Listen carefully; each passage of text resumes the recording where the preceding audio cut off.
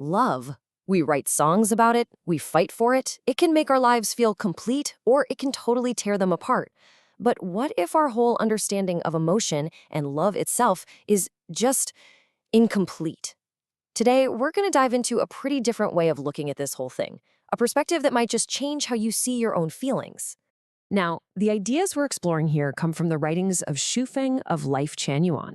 He's put forth a really radical reimagining of what emotion is and what its purpose is in the entire universe. So let's jump in and see what this framework is all about. This question right here, it's almost 800 years old, but it absolutely nails the mystery, doesn't it? What is this force that's so powerful it makes giving up your own life seem like a reasonable promise to make? It's intense. And just think about it. Our stories and our history are packed with examples of this.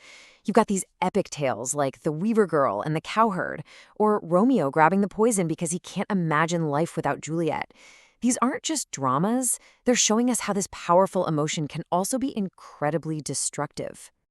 So, according to this philosophy, the emotion we normally experience, for our family, our partners, our friends, it creates this kind of invisible web, a matrix. And yeah, it can bring us a lot of happiness, but it's also the source of so much pain. We get tangled up in it, and that's where jealousy, fighting, and all that heartbreak comes from. Okay, so here's where we take a sharp turn. The theory we're digging into today asks us to think about this differently. What if emotion isn't just some psychological reaction going on in our heads? What if it's actually one of the basic building blocks of the entire cosmos? And this brings us to the core idea from Shufeng. He defines qing, the Chinese character for emotion, as an antimatter energy.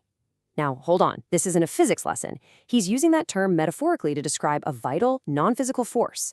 It's something woven into the very structure of life itself, something needed to keep order in, well, every part of existence. And get this energy isn't just a human thing, not even close. In this view, everything has qing. Gods and immortals, they have it. Demons and ghosts, they have it too. Animals, trees, flowers, you name it. It's a universal constant. In fact, it's a basic requirement for any kind of life to even exist.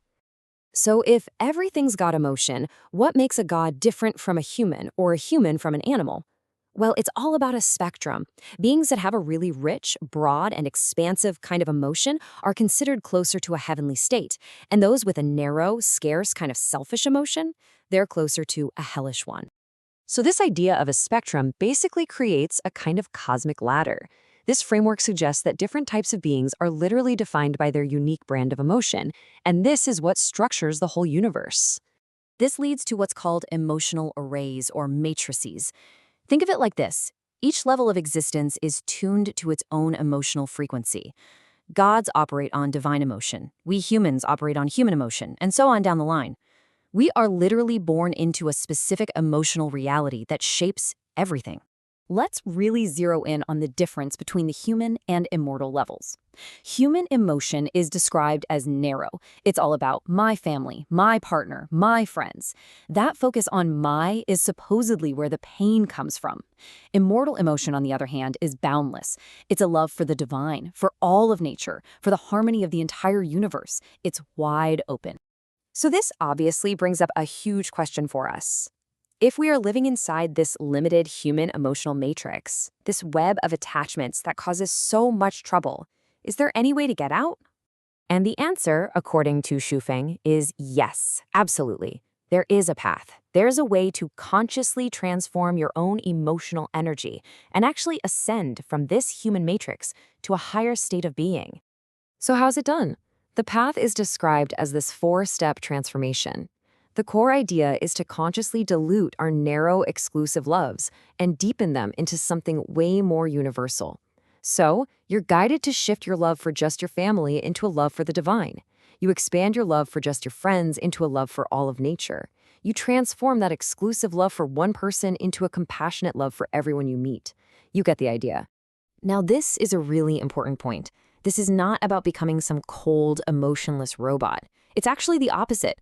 The goal isn't to get rid of emotion, it's to expand it, to make it so huge and all-encompassing that all the petty stuff like jealousy and attachment, they just dissolve. They can't survive in that big of a space.